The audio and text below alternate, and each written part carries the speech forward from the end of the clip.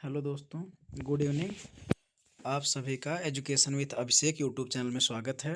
मैं अभिषेक sir DElEd second semester के हिंदी के सेकंड पार्ट में उपस्थित हुआ हूं। इसका पहला पार्ट हमने ऑलरेडी अपलोड कर दिया है, शायद उसको आप लोगों ने देखा भी होगा और आपको वीडियो बहुत पसंद आया होगा।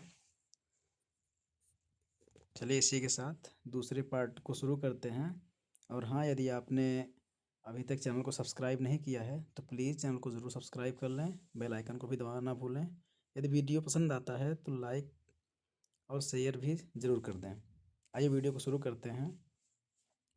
हमारा प्रश्न है, क्रिया के मूल रूप को कहते हैं। ऑप्शन है कर्ता, धातु, कर्म, विशेषण। तो इसका सही उत्तर होगा धातु, यानी क्रिया के मूल रूप को धातु कहते हैं। ऑप्शन ब सही होगा। आगे चलते हैं। काव्य को कितने भागों में बांटा गया है? ऑप्शन है दृश्य काव्य, श्रव्य काव्य, आवा दोनों, इनमें से कोई नहीं। मित्रों, काव्य को दो भागों में बांटा गया है, दृश्य काव्य और श्रव्य काव्य। दृश्य काव्य में जो हम देखते हैं और श्रव्य काव्य में जो हम सुनते हैं, इसलिए इसका ऑप्शन स सही होगा, आवा दोनों। अगले प्रश्न की ओर चलते हैं। पठन का अर्थ है, ऑप्शन है सस्वरवाचन, मौनवाचन, आवा दोनों, इनमें से कोई नहीं। तो पठन सस्वरवाचन के साथ भी होता है और मौन वाचन के साथ भी होता है, यानी जब हम बोल के पढ़ते हैं तो उसे सस्वरवाचन कहते हैं, और जब अपने अंतर में पढ़ते हैं तो उसे मौन वाचन कहते हैं। तो पठन का अर्थ दोनों में आता है, तो इसका सही उत्तर है आवा दोनों। अगले प्रश्न की ओर चलते हैं।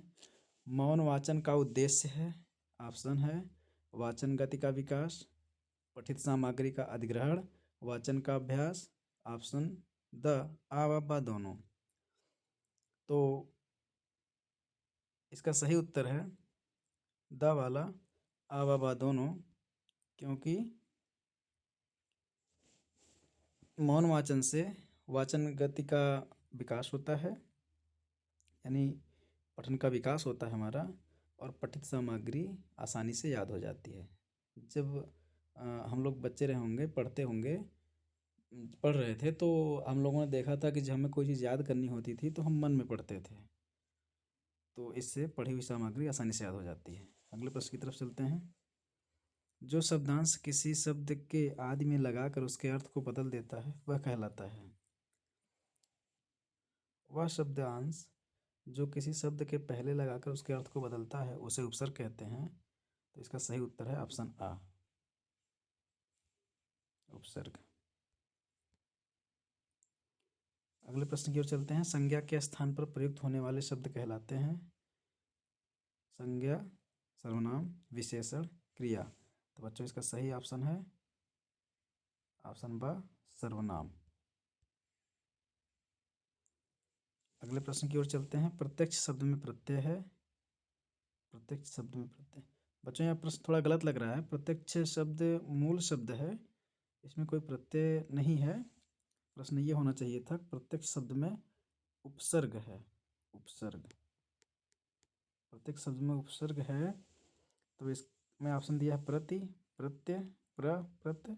इसका सही उत्तर होगा प्रति, यानी प्रत्यक्ष में प्रति उपसर्ग है।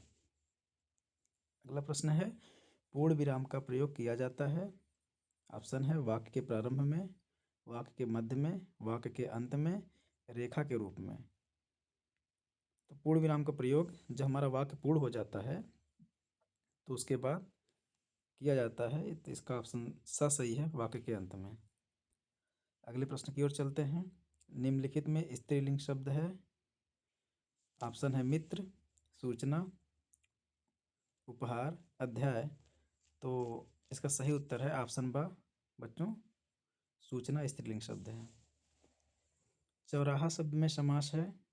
ऑप्शन है अव्ययी भाव समास, द्वंद्व समास, द्विगु समास, तत्पुरुष समास। दोस्तों, चौराहा का मतलब होता है जहाँ पे चार रास्ते आके मिलते हैं उसे चौराहा कहते हैं, तो इसमें द्विगु समास होगा, ऑप्शन सा सही है। अगले प्रश्न की तरफ चलते हैं। कोई खड़ा है, इस वाक्य में प्रयुक्त कोई किस प्रकार का सर्वनाम है? जब हम किसी को कहते हैं कोई खड़ा है, तो हमें उससे महसूस हो जाता है कि जो व्यक्ति है या जो वस्तु है उसके बारे में हमें पूर्ण रूप से ज्ञान नहीं है। ऑप्शन दिया है निश्चयवाचक, प्रश्नवाचक, निजवाचक, अनिश्चयवाचक। तो इसका सही ऑप्शन होगा द अनिश्चयवाचक।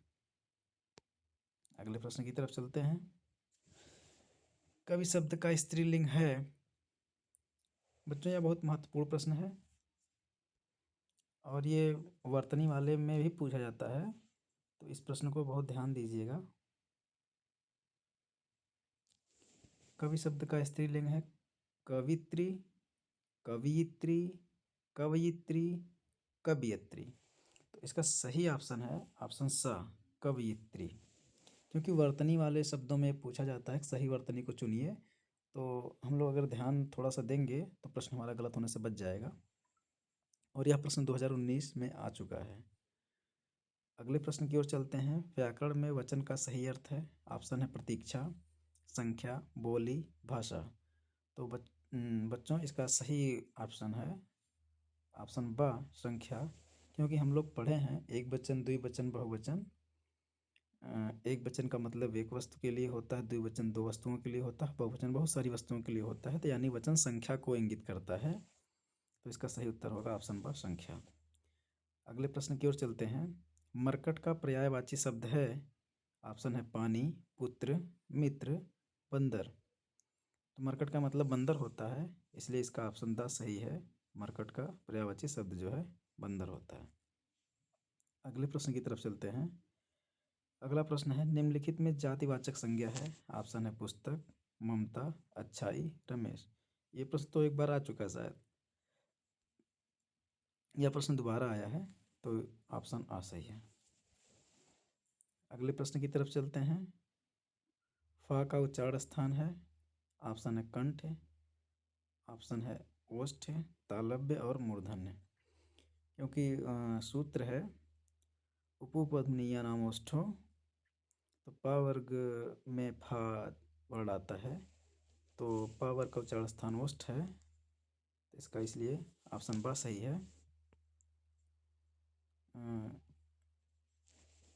उच्चारण स्थान के लिए अलग से एक वीडियो बना दी जाएगी जिसमें केवल उच्चारण स्थान का ही चर्चा किया जाएगा। और इस वीडियो को यहीं पे समाप्त करते हैं। उम्मीद करते हैं कि आपको वीडियो बहुत पसंद आई होगी।